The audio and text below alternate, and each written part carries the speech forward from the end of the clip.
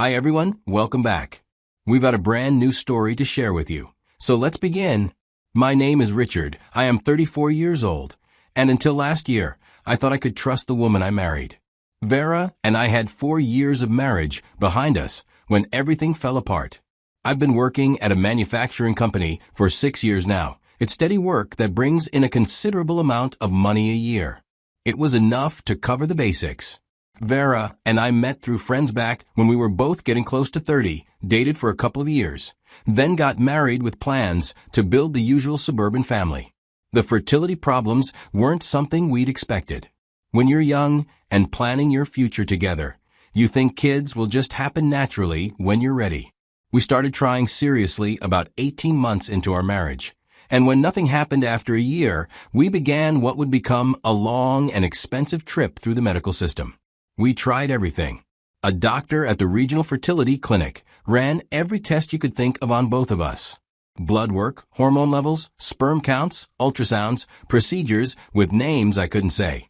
The tests showed that everything looked normal for both of us, which was somehow more frustrating than if there had been a clear problem to fix.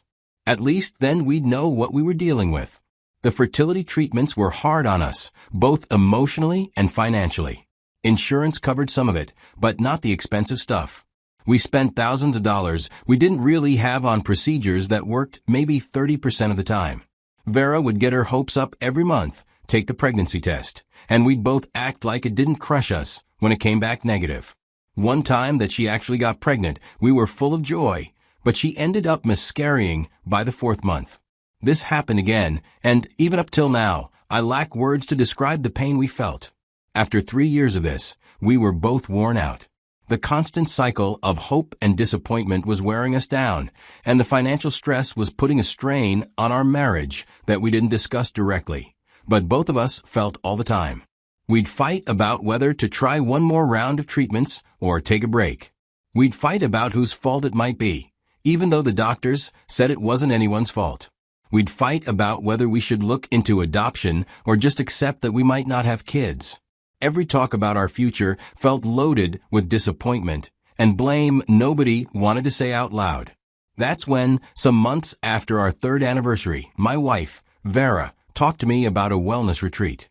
Her best friend Rachel had been talking about it for weeks. Rachel and her husband David had found this place in Colorado that did holistic fertility treatments. Alternative medicine, meditation, diet changes, stress reduction techniques. All the stuff that regular doctors dismiss, but desperate couples are willing to try when nothing else has worked. Rachel was convinced this retreat was going to be the answer to her own fertility problems. She and David had been trying to have kids for almost as long as Vera and I had, and they were just as frustrated with the regular medical approach. The retreat was supposed to last 2 weeks, with couples taking part in various workshops, treatments, and lifestyle changes designed to help natural fertility. Vera was excited about the idea in a way I hadn't seen from her in months. She'd been so disturbed by our recent failed attempts that she'd started talking about giving up entirely. The retreat meant hope again, a different approach that might work where everything else had failed. Rachel had presented it as something they could do together, 2 best friends supporting each other through this difficult process. But the timing was bad for me. We were in the middle of a major equipment overhaul at the plant, and I was working 6-day work weeks, trying to keep everything running, while new machinery was being put in and set up. Taking 2 weeks off during this time would have meant leaving my team shorthanded during the most important part of the project. My supervisor had already made it clear that they needed all hands for the overhaul. I felt guilty about not being able to go, but Vera understood the situation. She knew how important the extra overtime pay would be for us, especially after the money we'd already spent on fertility treatments. She also pointed out that the retreat was designed for couples, but they did accept individuals in certain situations. If nothing else, she could learn techniques and approaches that we could use together when she got back. So I told her to go. Rachel and David were good people, friends we'd known for years, and I trusted them to look out for Vera while she was there. The retreat cost $1,500, which was money we didn't really have to spare, but it was less than another round of IVF and might actually help where the medical treatments hadn't. Vera deserved the chance to try something different, especially if it might give us both a break from the constant stress and disappointment of the past few years. She left on a Thursday morning. I drove her to the airport to meet up with her friend and her husband. She had a new journal to track her experiences, a suitcase full of comfortable clothes for yoga and meditation sessions, and an optimism that reminded me of why I'd fallen in love with her in the first place. I kissed her goodbye and told her to focus on herself, not to worry about me or work or anything else back home. The first week she was gone, I threw myself into work. The equipment installation was going smoothly, and working long hours helped keep me from missing her too much. She called every day to check in, and she sounded good, relaxed. The retreat was in a beautiful location, with good instructors and other couples going through similar problems. My wife was learning about nutrition and stress management, taking part in group discussions about fertility and relationships, getting individual coaching on techniques we could use at home. During the second week, her calls became less frequent. When we did talk, she sounded different. Still positive about the experience, but more distant somehow. I figured she was just getting deeper into the program, focusing more on the work they were doing there. The whole point was to step away from normal life and focus on healing and getting ready for pregnancy. A little distance from home was probably a good thing. When the 2 weeks were supposed to end, Vera called to say they were extending the program. The instructors had offered an extra week of one-on-one coaching for people who were showing really good progress. It was an opportunity that didn't come up often, and both she and Rachel had been picked. The extra week would cost another $500, but Vera felt like she was close to some kind of breakthrough. I wasn't thrilled about the extra expense or the extra time apart, but I could hear the excitement in her voice.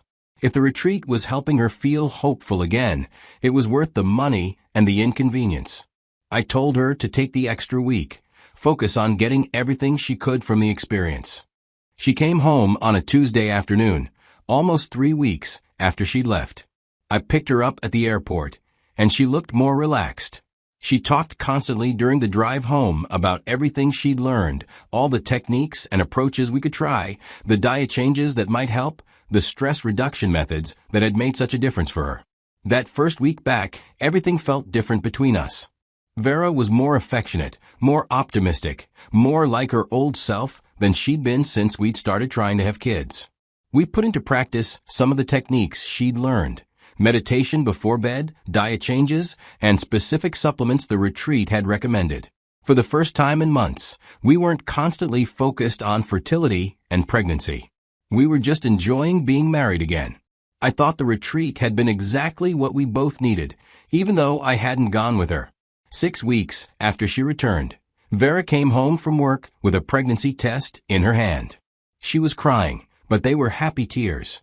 After 4 years of trying, after all the medical procedures and disappointments and stress, she was finally pregnant. We held each other in our kitchen and cried together, just full of joy and gratitude. I called in sick to work the next day so we could go to a hospital together to confirm the pregnancy. The blood test results were clear. Vera was about 5 weeks pregnant, which meant she'd gotten pregnant right around the time she returned from a retreat. It felt like a miracle. Like all the alternative treatments and stress reduction had finally allowed her body to do what it was supposed to do naturally. The first few months of the pregnancy went smoothly. Vera had minimal morning sickness, her energy levels were good, and every appointment showed that the baby was developing normally. We started making plans. After years of disappointment, we were finally going to be parents. I was working extra shifts whenever possible to save money for the baby. I was regularly working 50 to 60 hours a week, banking the extra pay for all the expenses that would come with having a child. When Vera was about 4 months pregnant, she started having problems with her phone. The screen would freeze up randomly, apps would crash, and text messages wouldn't come through consistently. It was an older model that had been giving us minor problems for months, but now it was becoming unusable. She asked me to take a look at it on a Saturday morning when I wasn't working. I've always been good with electronics and computers, and I've fixed similar problems with phones before. Usually, it's just a matter of clearing the cache, updating the software, or doing a factory reset if necessary. I was going through the settings menu trying to figure out what might be causing the problems when a text message notification popped up. We'd never had any privacy issues in our marriage. I tapped on the message notification to clear it from the screen so I could continue working on the settings. The message was from a contact labeled Simply D, with a phone number I didn't recognize. The preview showed just the beginning of the text. Please don't do this to me. I stared at the screen for a minute, trying to process what I was seeing. The message didn't make sense in any context I could think of related to Vera's work or family, or any situation she might be involved in. I opened the message thread to see what the conversation was about. What I found made my stomach drop. Months of text messages between Vera and this person, with the most recent ones being the most disturbing. The person, clearly a man based on the conversation, was begging Vera not to tell his wife that she was pregnant with his child. He was offering her money, increasing amounts over time, to keep quiet about their affair and the pregnancy. Vera's responses were cold and calculating. She wasn't asking for specific amounts, but she was making it clear that her silence had a price. She'd mentioned things like needing money for baby clothes, or how expensive it would be to raise a child as a single mother if her marriage didn't work out. The man kept sending larger and larger payments, and Vera kept the demands persistent. I scrolled through older messages, trying to understand when this had started and how long it had been going on. The conversation went back to right after Vera had returned from a retreat. The early messages were more romantic, talking about how much they'd enjoyed their time together, how difficult it was to be apart, and how they wished they could be open about their relationship. As the messages got more recent, the tone changed completely. When Vera found out she was pregnant, the man was initially excited, then panicked when he realized what it meant. Vera had apparently told him that she was going to pass the baby off as mine, but that she expected money support from him throughout the pregnancy and beyond. The man's contact information was just a phone number, but something about the area code seemed familiar. I did a reverse lookup online and found that it was registered to Rachel's husband, Vera's best friend's husband, the man who had gone with them to the wellness retreat. What hit me most was realizing this while I sat there reading months of messages that showed an affair, a pregnancy, and ongoing blackmail. For years of trying to have kids with someone who would get pregnant by another man and try to pass that child off as mine. The pregnancy we'd celebrated and the future I'd been planning weren't real. When Vera came to the living room that afternoon, I was still sitting on the couch with her phone in my hands. She knew immediately that something was wrong. She asked what had happened, whether I'd been able to fix the phone problem, and her voice had a nervous edge that I'd never heard before. I held up the phone and asked her who David was. The color drained from her face, but she tried to keep her composure. She said David was Rachel's husband. Of course, I knew that, but why was I asking such a strange question? I told her I'd seen the text messages, all of them, and I knew what had really happened during the retreat. She tried to gaslight me. She claimed the messages were being taken out of context, that David was just a friend who was helping us financially during the pregnancy, and that there was nothing wrong about their relationship. When I read specific messages out loud, she said I was reading everything wrong. I asked her directly, "Is this baby mine?" She looked me straight in the eye and said, "Yes, of course it was mine. How could I even question that after everything we'd been through trying to have kids?" She accused me of being paranoid and suspicious, of looking for reasons to destroy our marriage just when things were finally going well. I asked her if she'd slept with David during the retreat. She didn't answer directly, just kept insisting that the baby was mine and that I was crazy to think otherwise. When I pressed her for a straight answer about the affair, she walked out of the room. That night, she slept in the guest bedroom. The next morning, she tried to act like nothing had happened, making breakfast and talking about a doctor's appointment later that week. When I brought up the fight again, she said we needed to move past this misunderstanding and focus on preparing for our baby. I told her I wanted a paternity test. She refused, saying it would be harmful to the baby and completely unnecessary since there was no question about who the father was. She accused me of being influenced, suggesting that I was having some kind of breakdown brought on by years of fertility problems and money pressure. When I told her I was thinking about ending the marriage, her entire attitude changed. The confident denials turned to desperate begging. She grabbed my arm and begged me not to leave her, especially now that she was pregnant. She promised to cut off all contact with David, to change her phone number, to do whatever I needed to rebuild trust between us. But when I asked her again whether she'd had an affair, she still wouldn't give me a straight answer. She'd admit that maybe she'd gotten too close to David during the retreat, that maybe some of their conversations had been wrong, but she insisted that nothing physical had happened, and that the baby was definitely mine. I couldn't live with the uncertainty and the lies. 2 weeks later, I filed for divorce. I found a lawyer who handled family law and explained the situation. He said paternity fraud cases were more common than people realized, and that I had strong grounds for divorce based on adultery if I could prove the affair. When Vera was served with the divorce papers, she hired her own lawyer and completely changed her strategy. In her response to my filing, she claimed that I was abandoning her and our unborn child, that I was using false claims about infidelity to avoid my responsibilities as a father and husband. Her lawyer painted me as a man who'd been unable to handle the stress of fertility treatments and was now looking for an excuse to escape from my obligations. The legal stuff dragged on for months. Vera fought every aspect of the divorce, especially my request for a paternity test. Her lawyer argued that requesting genetic testing showed that I was unfit to be a father, that I was putting my own paranoid suspicions ahead of the well-being of an innocent child. The judge initially seemed sympathetic to Vera's position. A pregnant woman whose husband was seeking divorce based on unproven claims of infidelity was a sympathetic figure in family court. My lawyer presented the text messages as evidence of an affair and blackmail, but Vera's lawyer argued that they'd been taken out of context and didn't prove anything definitive about the pregnancy. In the end, the court ordered a separation of assets, but delayed the final divorce decree until after the baby was born and paternity could be established for sure. Vera was awarded temporary possession of our house and spousal support during the pregnancy. I moved into a small apartment across town and waited. The baby was born many months after, a healthy girl.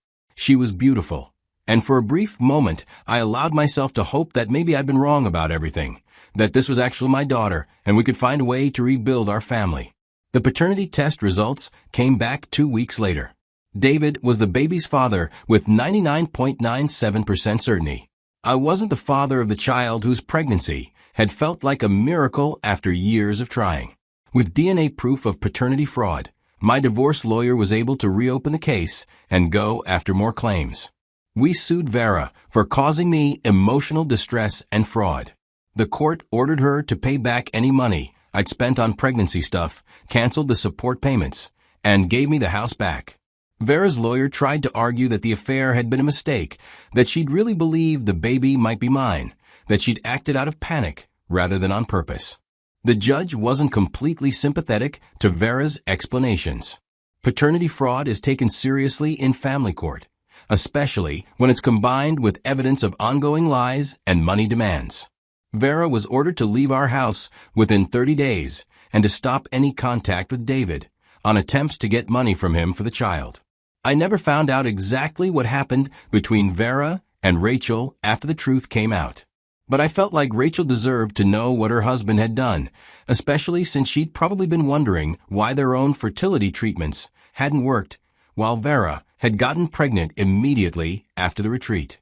I called Rachel about a month after the baby was born. She was polite but cold, and it was clear she already knew most of what I was going to tell her. She said she and David were getting divorced, that she'd found out about the affair on her own when David had confessed everything after the paternity test results became public.